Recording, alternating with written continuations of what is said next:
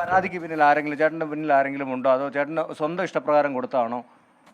സ്വന്തം ആരും പിന്നെ പരാതിയുടെ പിന്നെ വേറെ ആരുമില്ല, ഞാൻ മാത്രമേ ഉള്ളൂ. ഈ തെളിവ് ഹാജരാക്കാൻ എന്തെങ്കിലും കയ്യിൽ തെളിവുകൾ എന്തെങ്കിലും ഉണ്ടോ അതോ പത്രവാർത്തകൾ മാത്രമേ ഉള്ളൂ. അല്ല, അതില് ഈ അന്ന് അദ്ദേഹം മാധ്യമങ്ങളോട് പറഞ്ഞത് ചിലർക്ക് ഫോൺ ചോർത്തേണ്ടി വന്നു എന്നൊക്കെ പറഞ്ഞ് അദ്ദേഹം ഒരു ക്ലാരിഫിക്കേഷൻ വരുത്തിയിട്ടുണ്ടായിരുന്നു. അതായത് തന്നെ വിളിച്ച ആളുകളുടെ ഫോൺ വാട്സാപ്പ് കോള് മറ്റൊരു ഫോൺ ഉപയോഗിച്ച് ഞാൻ റെക്കോർഡ് ചെയ്തു എന്നതാണ് ഉദ്ദേശിച്ചതെന്ന് അദ്ദേഹം പറഞ്ഞിട്ടുണ്ടായിരുന്നു. അത് കണ്ടിട്ട് ശ്രദ്ധയിൽപ്പെട്ടിട്ടുണ്ടായിരുന്നു?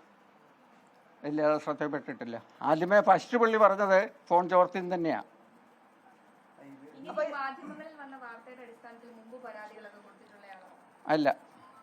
ഈ ഒരു വിഷയത്തിൽ ഇങ്ങനെ ഇറങ്ങിത്തിരിക്കാൻ കാരണം എന്താണ്? താങ്കൾ ഒരു പൊതുപ്രവർത്തനം ആയതുകൊണ്ടാണോ? ഞാനൊരു പൊതുപ്രവർത്തകനാണ്. 45 വർഷമായിട്ട് പൊതുരംഗത്ത് പ്രവർത്തിക്കുന്ന ആളാണ്. അത് പൊതുരംഗത്ത് പ്രവർത്തിക്കുന്നവരുടെ മാന്യതയ്ക്ക് ചേർന്ന പണിയല്ല അദ്ദേഹം ചെയ്തത്.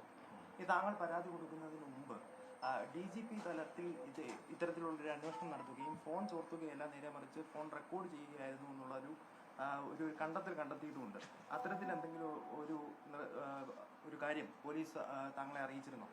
ഇല്ല, അറിയിച്ചിട്ടില്ല.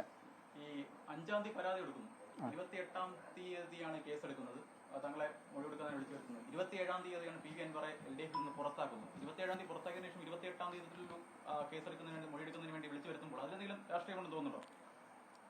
അത് എന്നെ സംബന്ധിച്ചിടത്തോളം എനിക്കത് ബാധകമല്ലല്ലോ. തോമസ് പീലിയാനിക്കൽ PV അൻവറിനെതിരെ പരാതി കൊടുത്ത ആ പരാതിയിൽ കേസെടുത്ത പരാതിക്കാരനാണ്. അദ്ദേഹം സംസാരിക്കുകയായിരുന്നു.